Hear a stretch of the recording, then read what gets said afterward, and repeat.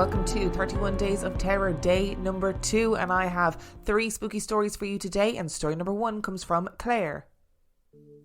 I was born and raised in Paris, France, so naturally, since it's a very old city with rich history, creepy things are bound to happen. My parents, my older sister and I lived in an apartment in a Haussmann building, built in the 1870s. The building was located next to where the Eiffel Tower is. It was a great location. We moved there when I was 2 years old, and ever since we moved there, I had always been scared of my room. It was a strange feeling, a mix of anxiety and fear. It was always very dark in my room since my window was on a building courtyard. It was smaller than any of the other rooms in the house since I was the youngest.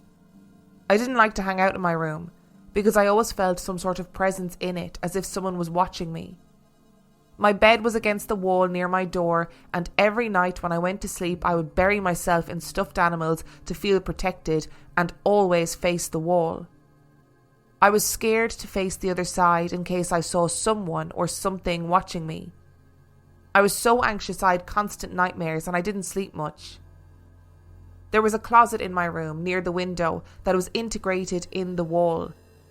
Every night I would close it, and in the morning it would be open.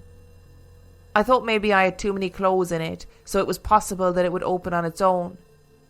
But other strange occurrences started to happen.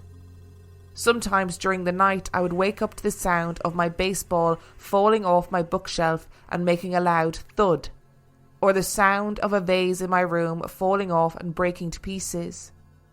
The sounds were loud and clear. And since I was a light sleeper, I would always hear everything. I would turn on my light and see that nothing was broken or on the floor. But one day when I was 10 years old, I awoke around 3 a.m. facing the side of my bedroom, not the wall as I usually preferred. And to my horror, there standing over me was a skinny, pale man with huge eyes staring at me.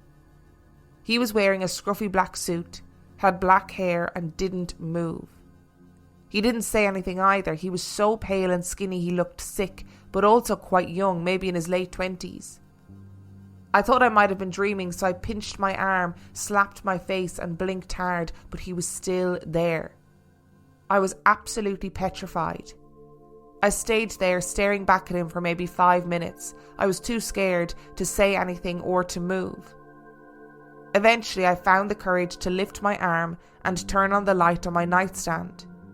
When I turned it on, he disappeared. That night, I left my nightstand light on until morning, when I had to leave for school.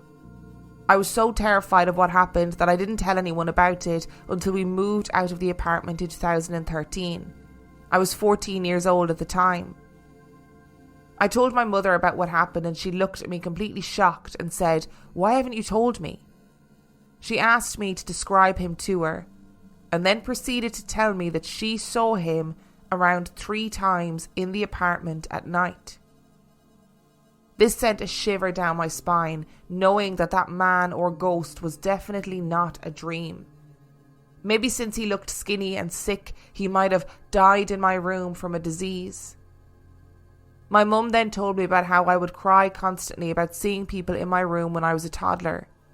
I had no idea about this as I was too young to remember. We now live in a building on the old ruins of the Bastille prison.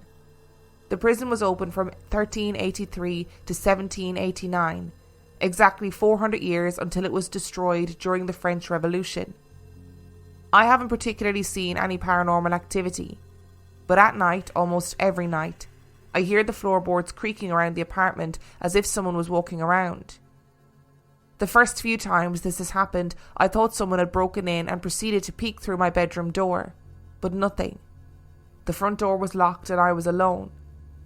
Now I still hear the footsteps, but I don't think too much of it because if this is a ghost, it seems pretty harmless. Comparative to the man in the suit standing over your bed, being all skinny and malnourished and dead, you know what, footsteps are pretty harmless. I'd take the footsteps any day. I hate these stories where you think, while you're reading it, you think, oh, this sounds like sleep paralysis, or this sounds like, a dream, kind of like a waking dream, just a really bad nightmare that seems really vivid. And then you end up with another member of the family going, oh shit, yeah, I used to see that guy knocking around the apartment too. It's not a vibe. Today's episode is brought to you by HelloFresh. Welcome back, everyone. So good to see you all back again this week. It is such a shame that Chupacabra couldn't make it, but given the reports this week that he is in fact a dog, perhaps Monsters Anonymous is not the best place for him. Now today, we're going to recap on what we learned last week, which was... That's right! HelloFresh, America's #1 meal kit. You guys were really paying attention. So how can we use HelloFresh as a great alternative to hunting and consuming humans? You've all got New Year's goals, and HelloFresh is here to help you achieve them. Skip the grocery store and skip that eternal rat race of hunting humans and take control of your time and budget with delicious recipes delivered right to your cave without all of the worry of being caught on camera and put in a paranormal YouTube compilation. Okay, Mothman.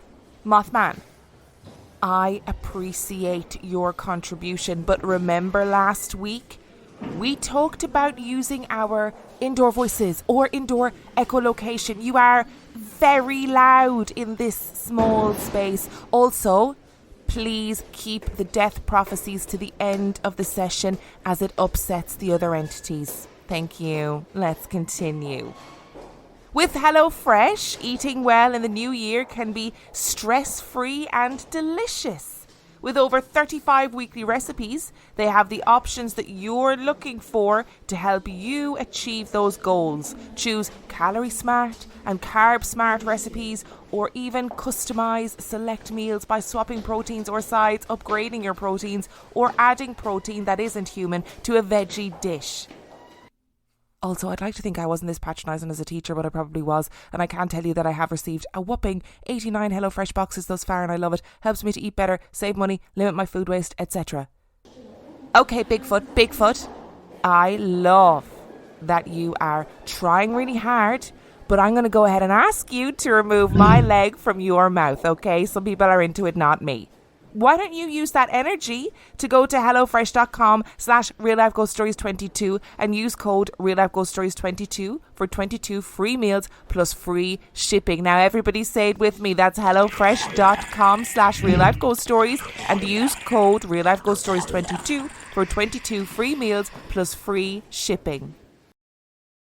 And story number 2 comes from Lauren. Although I've only had the odd experience, my little sister has always seen things. Like when she was a toddler asking my mum why a man had gone up our stairs while they were alone in the house, which scared my mum more than anything. But she had a harrowing experience in later life, haunted by a man in various places. He followed her. He wasn't just in one place. It started after our parents got divorced, and our mum moved to a new city and a new house. It had been a mortuary years before and was attached to a church. My sister was around 12 and she would describe seeing a man in a tall top hat with a doubly breasted coat and a chain that felt like he was judging her, but he never had a face.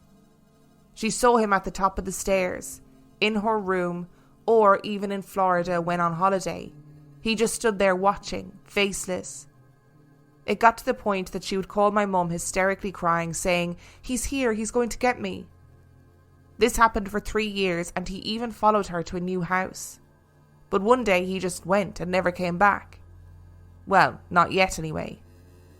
Also in the same house, my sister saw a teenage girl in a long, white, dirty nightie cowering in the corner of her bedroom and described her as wailing. Although you couldn't hear her, you could tell she was extremely upset, like harrowing sadness. Many years after leaving the house, our mum's husband spoke to the landlord and just mentioned my sister's experience. And he said lots of tenants saw things there and one even got a photo. He explained that in the 90s, the house was a local business and the owner was well respected. But it came to light that he had been assaulting his daughter and had a grandchild that was his biological child. He then took his own life in the house. These still traumatise her to this day, and she worries that he may come back one day. Oh no, everything about this story has really set me on edge. Oh, because I was going to say, originally I was thinking it was somebody who maybe worked in the mortuary, or maybe somebody who was attached to like the funeral business with a top hat and double-breasted coat. I mean, most funeral services in England, at least, they still dress like that. But no face? No face isn't a part of the required uniform, I think. What is it with faceless people in the afterlife? We spoke about this on Patreon recently. Faceless people in the afterlife, I don't get it. I don't understand why it happens. Like, why are you missing your face? Where's your face gone? Is it in order to evoke the most amount of uncanny valley feelings? The most amount of terror from somebody? Is that why they have no face? It just seems like such a bizarre trope that exists within the world of people seeing ghosts and paranormal stuff. And look, if I went on holidays to Florida and this ghost man followed me, I'd be fucking annoyed. Alright, I'd be like, I can't even go on holidays without you rocking up with your no face. It would very, very much stress me out. And the teenage girl in the corner of the bedroom, that story is awful. The story in itself is awful. We know that these horrific stories of abuse take place, unfortunately, throughout the world, and you never know what's happening behind closed doors. I wonder if what your sister saw was like a residual memory of something that was so traumatic that it released loads of energy and was replaying. That poor girl, and your poor sister for having to see that. And story number 3 comes from Chloe. My son, who is now 8, used to say when he was 3 that he kept seeing a man in a hat. All he kept doing was staring into the hallway in my old house. When I asked who he was looking at, he told me he was looking at the man with the hat and started pointing down the hallway towards the front door. He would do this regularly. It was always the hallway and the front door. I never saw anything, but my son was convinced there was a man with a hat standing there. He went to nursery and told the staff at nursery about this man in the hat.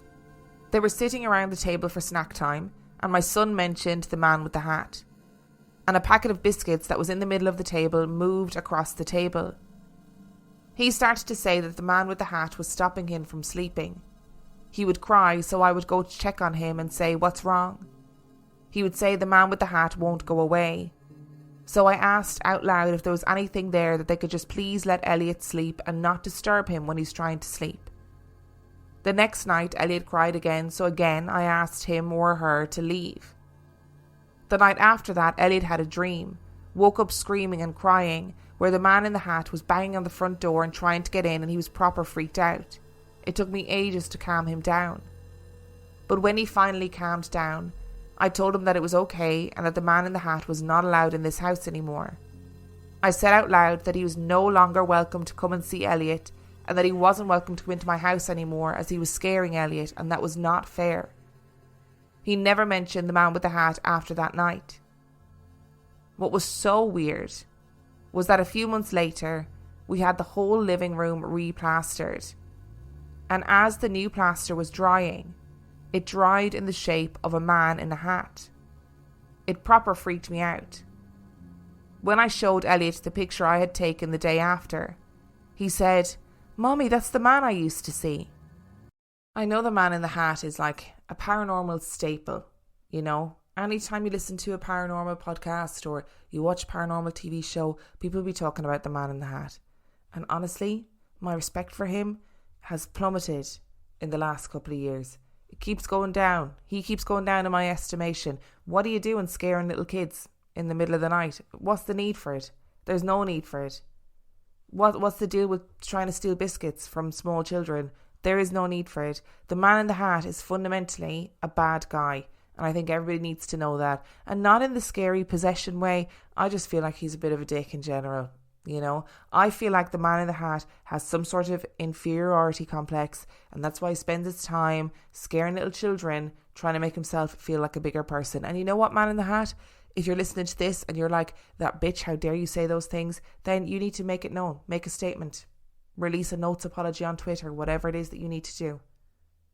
Thank you so much for listening to today's episode. Thank you to Claire, Lauren and Chloe for sending in your stories.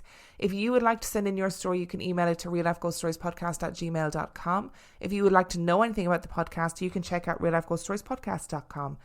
If you are desperate for more content, you can sign up to Patreon, patreon.com/reallifeghoststories, where for $5 a month or $2 a month, you get access to heaps of extra content, as well as every single main and mini episode completely ad-free.